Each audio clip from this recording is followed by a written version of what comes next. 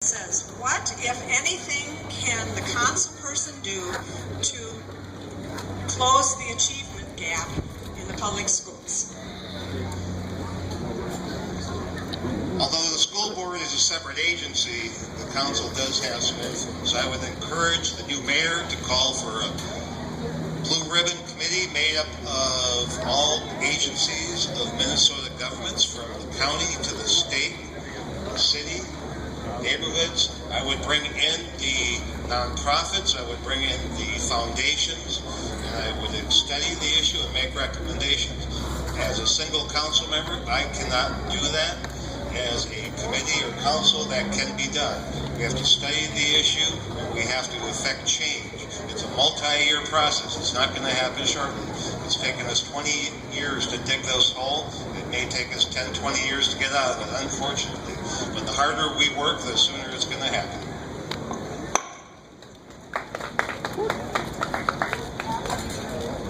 What test scores in schools measure, far more than the intelligence of the student or the abilities of the teacher, is what zip code you're from. It measures the levels of poverty, the levels of destabilization in the communities. It measures the social problems and inequities that exist far outside the classroom. As city councilor, I would work with communities fighting to stabilize our communities. Green Central, the elementary school near my house, has 10% of students who are homeless or highly mobile. Teachers keep food in their desks to feed students who are malnourished, who are not able to learn under those conditions. We need to fight to put more teachers in the classroom in public schools that can give specialized attention. Studies show again and again that's the biggest thing schools can do, is lower the student-to-teacher ratio. We need to fight to end the conditions of poverty, to end the conditions of housing instability. Those are the things that will close the achievement gap in this city.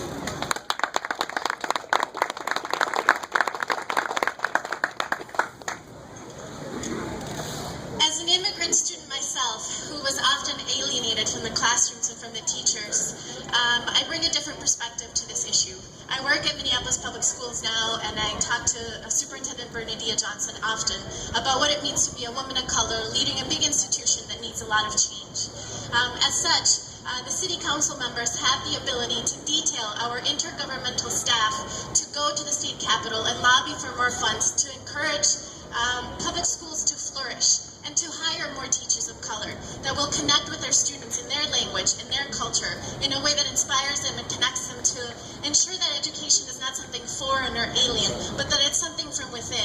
And that's exactly the type of work I did with the Minnesota Dream Act and with the Dream curriculum that I developed to ensure that we mobilized 1,000 students at the state level to pass this public policy at the Capitol. So again, as a city council member, as potentially having 13 council members advocating for education, we can be champions on this issue very directly.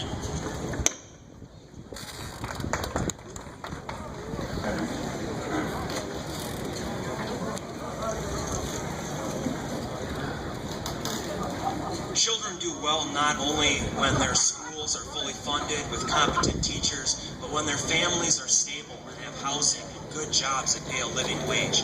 The City Council can influence our communities and help close the achievement gaps by investing in our communities, by increasing the stability of our communities and of our housing, and by making sure that people have the opportunity to work, to make a living wage, and to support their children and set them up for success. I do agree that the City Council and the city should be lobbying hard to the state of Minnesota and to the feds for funds for our schools. We need competent teachers, and we need an excellent educational system. I myself am standing here today because of my education and because of the opportunities that it created for me through scholarships and through wonderful teachers and the benefits that were given to me.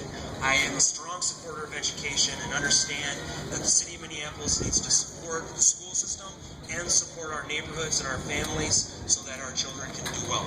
Sorry.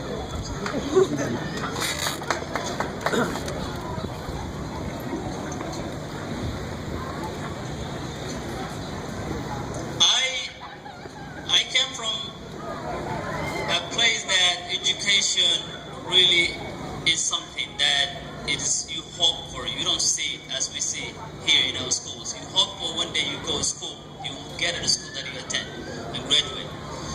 I graduated from Washburn High School. I attended MCTC, Minneapolis Community Technical College. I also graduated from University of Minnesota and degree in social science, family and social science.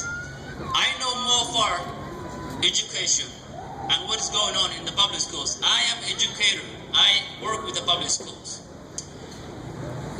Minneapolis graduation rate is 37%, while Minnetonka and Edina is 97%. What makes us different? That's the question we need to ask. With the respect I have for the school board, I think we need to stand up and ask a question and say, what makes different from us, the school board that existed in Richfield, the school board that existed in Edina on Minnetonka? Thank you.